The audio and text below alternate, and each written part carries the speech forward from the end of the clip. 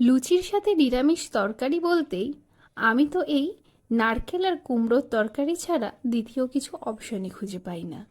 আর যারা এখনও এই তরকারিটা খেয়ে দেখোনি তাদেরকে বলবো একবার বানিয়ে দেখো, বারবার বানাতে বাধ্য হবেই। তো প্রথমেই কুমড়োটা আমি খোসা ছাড়িয়ে নিচ্ছি। যারা এই চ্যানেলে নতুন আছো তাদের কাছে রিকোয়েস্ট করব চ্যানেলটা সাবস্ক্রাইব করে বেল আইকনটা প্রেস করে পাশে থেকো। কুমড়োগুলো কিন্তু দুরকম সাইজে কাটবো, বেশিরভাগটাই বড় টুকরো, তবে কিছু কিছু ছোট টুকরো রাখতে হবে। কারণটা ভিডিওটা দেখো তাহলেই বুঝতে পারবে। সাথে নিয়ে নিচ্ছি দুটো ছোট আলু। কুমড়োর যা পরিমাণ তার অর্ধেক হবে আলুর পরিমাণ। তো এখানে আমি আলুগুলো মিডিয়াম সাইজের টুকরো করে কেটে নিলাম। এবার এগুলো জলে ভালো করে ধুয়ে নিচ্ছি। কড়াইতে দিয়ে দিলাম সর্ষের তেল, যার মধ্যে তেজপাতা, শুকনো লঙ্কা আর কালো জিরে ফোড়ন দিতে হবে। এইবার এগুলো একটু গরম হলেই প্রথমেই দিয়ে দিচ্ছি ছোট বড় টুকরো করে কাটা কুমড়োগুলো।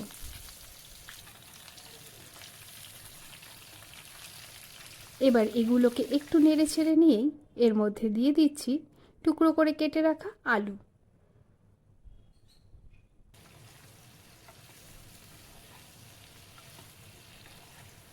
এইবার সব কিছু আরও 2 থেকে 3 মিনিট নেড়ে ছেড়ে নিয়ে দিয়ে দিলাম হাফ চামচ আদা থেতো।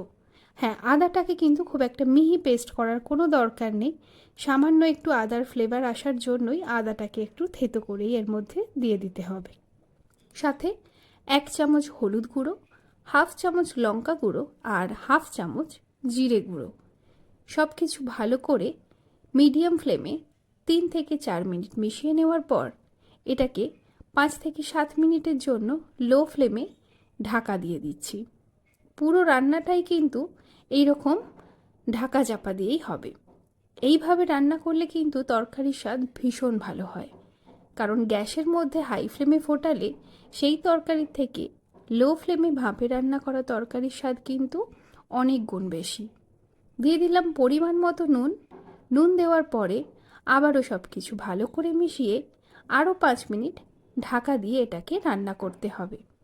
দেখতেই পাচ্ছ সবজি থেকে কিন্তু জল বেরোতে শুরু করেছে। দিয়ে দিলাম 3টে চিড়ে রাখা কাঁচা লঙ্কা।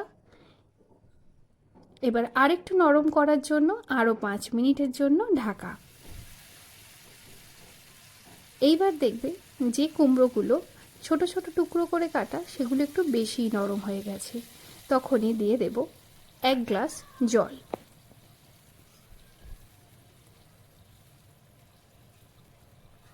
জলের মধ্যে সব সবজিগুলো এরকম ডুবে গেলে দিয়ে দেব 1.5 চামচ মতো চিনি।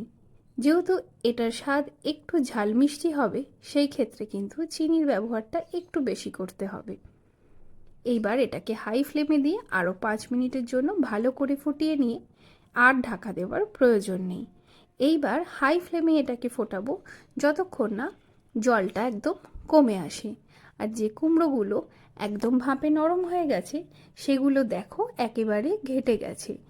এইবার ওপর থেকে দিয়ে দিচ্ছি ড্রাই কোকোনাট পাউডার। তোমরা এখানে নারকেল কোড়ানোও দিতে পারো, কিন্তু এরকম শুকনো নারকেল গুঁড়োর যে স্বাদ সেটা কিন্তু এতে অনেক বেশি ভালো হয়। তো এইবার কিন্তু দেখো এই নারকেল দেওয়ার পরে জলটা একেবারে ঘন হয়ে কত সুন্দর শুকনো একটা তরকারি রেডি হয়ে গেল। এবার এটা আমি তোমাদের সার্ভ করে দেখাচ্ছি। তো তরকারি দেখে বুঝতেই পারছো এটা কতটা সুস্বাদু খেতে হতে পারে। তো তাহলে অবশ্যই যে কোনো পুজো পার্বণে বা যে কোনো নিরামিষ দিনে অবশ্যই লুচি পরোটার সাথে এটা ট্রাই করে দেখো। আর রেসিপি আর ভিডিও যদি তোমাদের ভালো লেগে থাকে তাহলে অবশ্যই লাইক, কমেন্ট আর শেয়ার করতে ভুলো না। আর যারা চ্যানেলটা এখনও সাবস্ক্রাইব করোনি, সাবস্ক্রাইব করে পাশে থেকো, এটুকু অনুরোধ রইল। দেখা হচ্ছে তোমাদের সাথে পরবর্তী ভিডিওয়। ততক্ষণ সবাই ভালো থেকো, সুস্থ থেকো।